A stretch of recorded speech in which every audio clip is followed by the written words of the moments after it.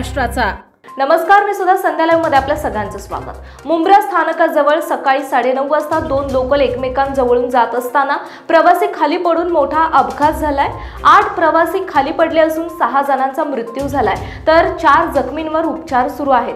उपमुख्यमंत्री अजित पवार यांनी ही घटना दुर्दैवी असल्याचं सांगत मृतांना श्रद्धांजली अर्पण केली।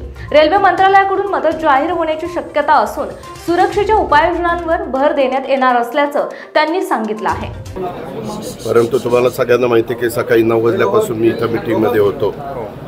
मी आतमध्ये जाऊन माहिती घेतली।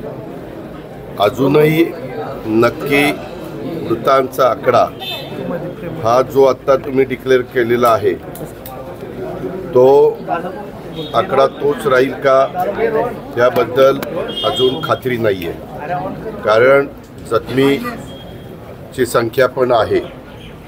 मध्य रेल्वेवरील मुंब्रा स्थानकाजवळ आज सकाळी 9 वाजता 9:30 वाजताची गोष्ट आहे ती भयंकर रेल्वे दुर्घटना घडली।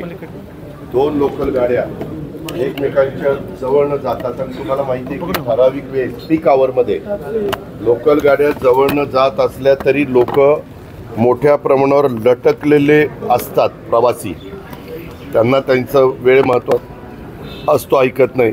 आणि रेल्वेला जसं मेट्रोला दरवाजा असतो तसा दरवाजा नसल्यामुळं ते बरेचसे प्रवासी लटकले आणि ते घासले गेले।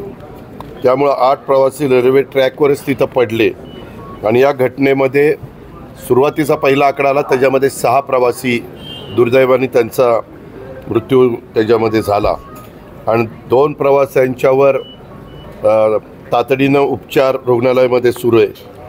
त्याच्यामध्ये हा अपघात जेव्हा झाला तेव्हा सुरुवातीला पुष्पक एक्सप्रेसमधून प्रवासी खाली पडल्याची माहिती सांगण्यात येत होती, मात्र अर्थार्थी पुष्पक एक्सप्रेसचा काहीही संबंध नसल्याची माहिती मध्य रेल्वेचे माहिती अधिकारी स्वप्नील नीला यांनी त्या बाबतीमध्ये दिली। आणि मग लोकलमधून प्रवासी फूट ओव्हरवरून प्रवास करत होते। एका ट्रॅकवरून CMSकडून म्हणजे छत्रपती शिवाजी महाराज टर्मिनल लोकल जात होती आणि दुसऱ्या ट्रॅकवरून कसाराच्या दिशेने लोकल जात होती आणि यावेळी ह्या दोन्ही लोकलमधील दरवाजावरील प्रवाशांची बॅग एकमेकांना घासली गेली आणि सकाळी 9:30ला ही घटना घडली। घटना घडल्यानंतर साधारण 9:50पर्यंत ते जखमी असणाऱ्यांना तिथं ॲम्ब्युलन्स दाखल करून तिकडं दवाखान्यामध्ये उपचार करण्याच्या करता न्यावं लागलं।